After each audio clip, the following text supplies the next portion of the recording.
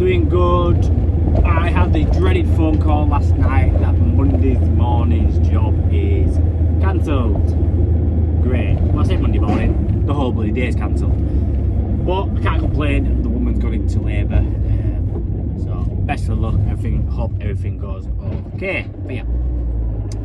So, I am taking this opportunity today to go weigh in my scrap. It's been a job that I probably haven't done for like over a year now. So yeah, I've got quite a bit: copper, brass, steel, all sorts, lead. It's piled up, it's a bit out of control. We need to go through it, sort it out, and get it in. I think it might be more than one trip. So yeah, let's go head over and check it out. Right, so this is it. All that one's got sorting out, going through. We've got copper I want cutting up and organising into dirty and clean copper. We've got taps, a bit of brass, a bit of steel, some lead in back there. We've got a few radiators, a couple of cylinders, expansion vessels down there, just little bits of rubbish being thrown on. I don't think I've got enough bins, but we'll crack on. Right, people, getting there now.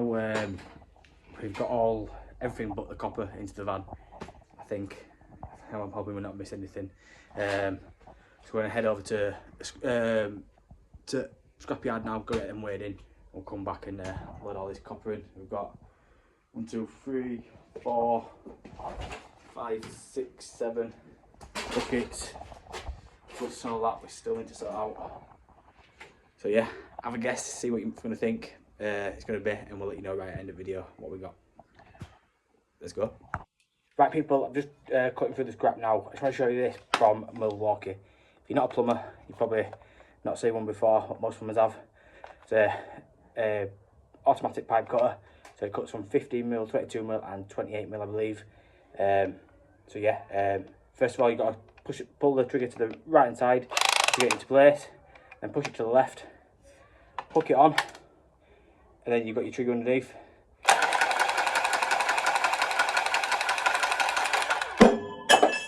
Cutting all the ends off, try to get a little bit more money for the copper, so I can go in the clean copper bin. Good bit of kit to have, go grab yourself one. We'll put a link below somewhere, go check it out. So, quick update, all scrap is in the van. Just been told we can't take these in anymore because they're pressurised, even though there's no pressure in them, but we won't take them. So yeah, let's go check out copper in the van. Right, so yeah, there it is. Got 4 big buckets, a little in there. These 5 boxes, 6 boxes, old toolboxes full of scrap that I keep in the van. And then just these bigger bits, some big 1.5-inch pipe, copper pipe there. So yeah, let's take it to the scrapyard and get it weighed in. You stupid! Don't!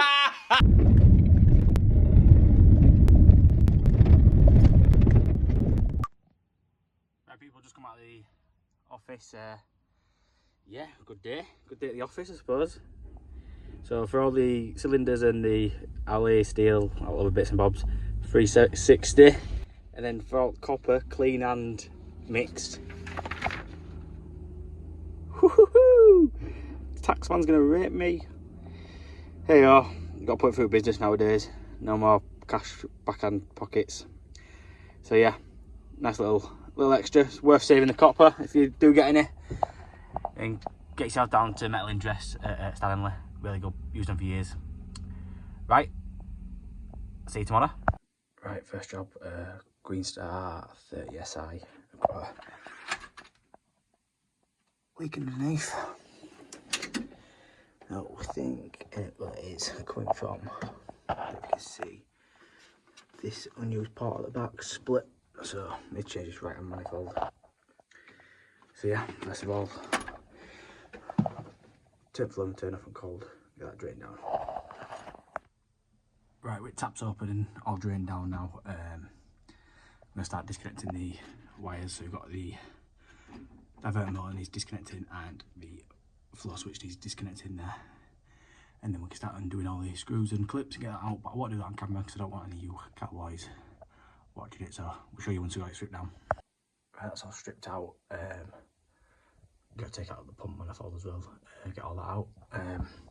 So we've made up all the new one, got all new washers on, and then we've put new PRV on over here. We've also silicone greased everything up, renewing all the washers that come with the kit. It's really good with Worcester, they come with new washers for it all. So yeah, we'll get this put in, I'll show you afterwards. Right, just a quick tip, this connection here,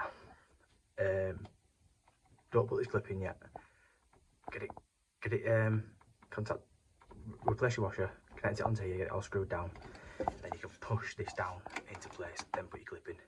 A lot easier that way, I find. So yeah, just a little tip for you. Hope it helps in the future.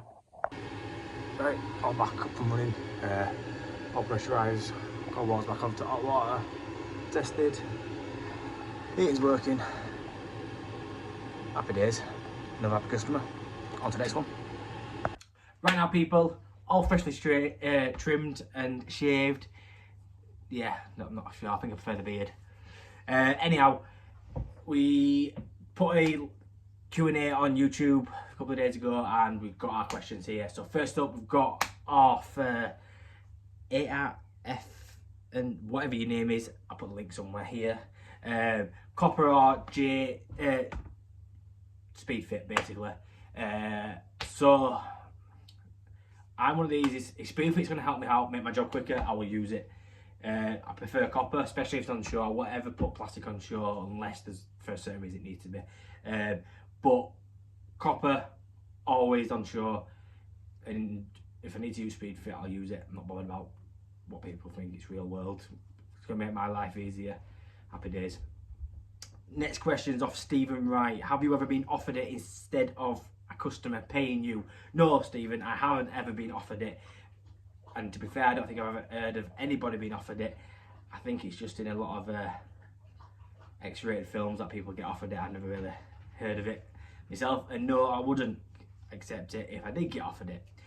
Next question is Marsbar23. I'm an industrial pipe fitter and thinking of doing the gas course and making the switch to domestic plumbing and possibly working for myself.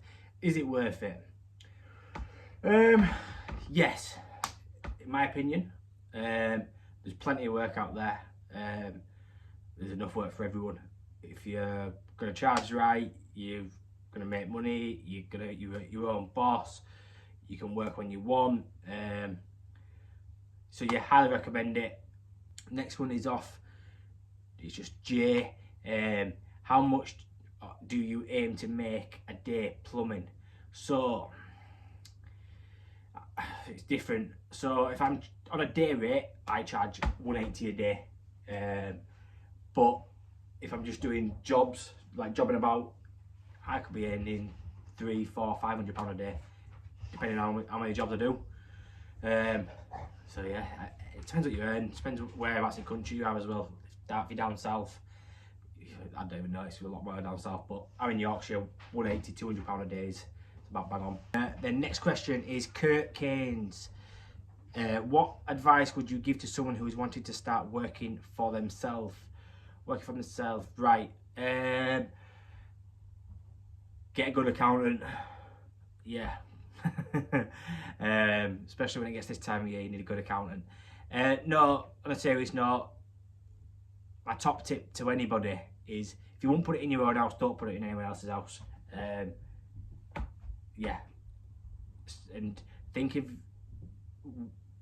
you, it's a reputation. You need to build a good reputation for yourself and your company. So yeah, what advice would you give to someone that's starting themselves? Go for it, just go for it. That's my advice. You won't regret. Just plod on. Might be slow at the beginning, but plod on, you'll get there. Best thing I ever did was going self-employed. Next question is off Ghostman Romeo Ray UK, our giveaway winner.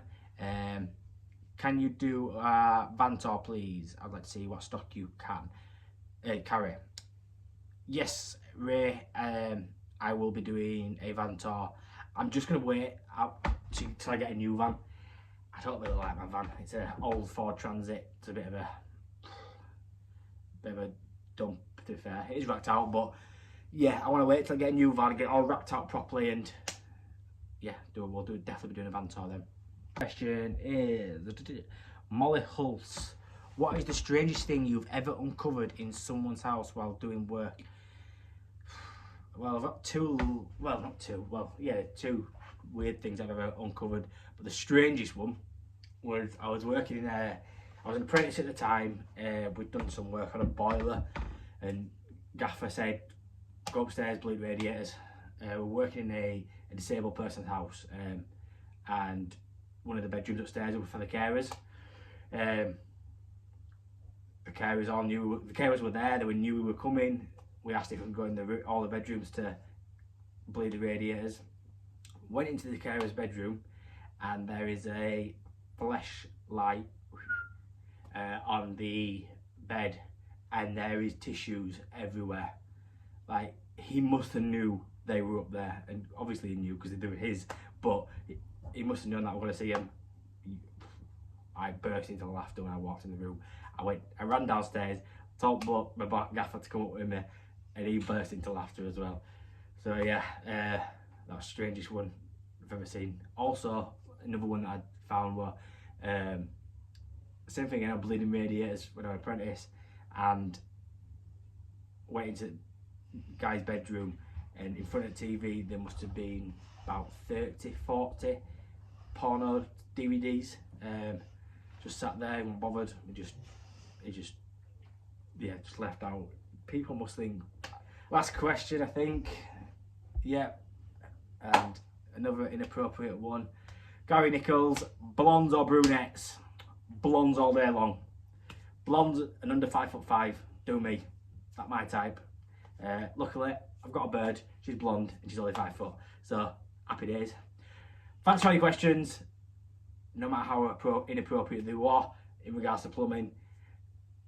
Hope you all enjoyed the video. Smash a like, subscribe, hit the notification bell, and follow us on Instagram. See you next week.